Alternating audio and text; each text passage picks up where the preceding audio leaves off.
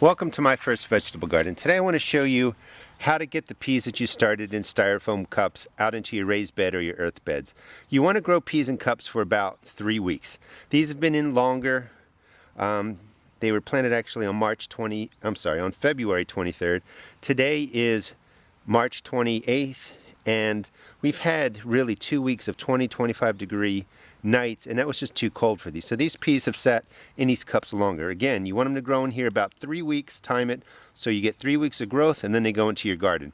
And the reason you do that is peas don't really like their roots disturbed, and you can see how twisted these have become. And it's really because I held them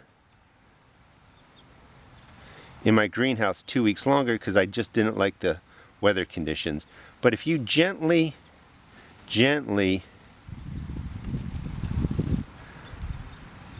ply them apart, your peas will be perfectly fine. You just want something like that. The roots are now going in at different angles, so they'll be fine. All you're going to do is prepare a planting hole. I'll show you a link to another pea video that shows you how I set the soil up with fertilizer and peat moss. But dig a hole, make sure that the pea plant is planted level to where it's coming out of the soil in the cup. So you want to get it just like that. Drop the soil around it. Notice I just sit it in there. We're not moving the roots around a whole lot. We're just dropping the pea plug really into the planting hole. And again, you just drop it out gently. And if you time this right, the roots won't be coiled. They'll look more like this if you time it at about 3 weeks.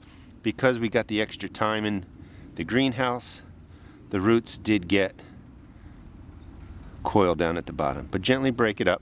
And again, you want to plant this level of the soil that was in the cup, level in the garden bed. Just drop it down and gently press it in.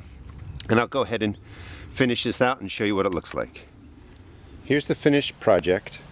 These are, I think, Burpina variety. They're a non-edible pod, so I'm growing these for the peas. I think there are about 8 to 12 peas that will mature per pod, and I would actually have to shuck them and use the peas that way. Next door to them I have a snow variety with an edible pod, and I like to just have different varieties of peas just for the fun of it.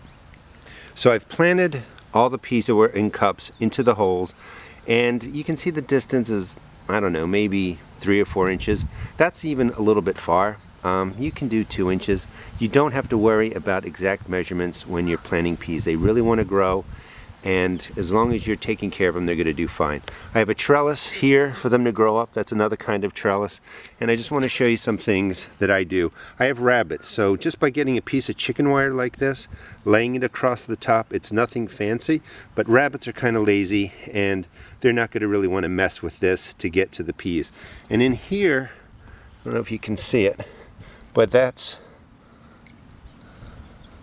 a nice large worm. So that's what you want to see in the spring. You want to see that your soil has life in it. And this plant right here is actually chamomile, so I'm going to let that grow.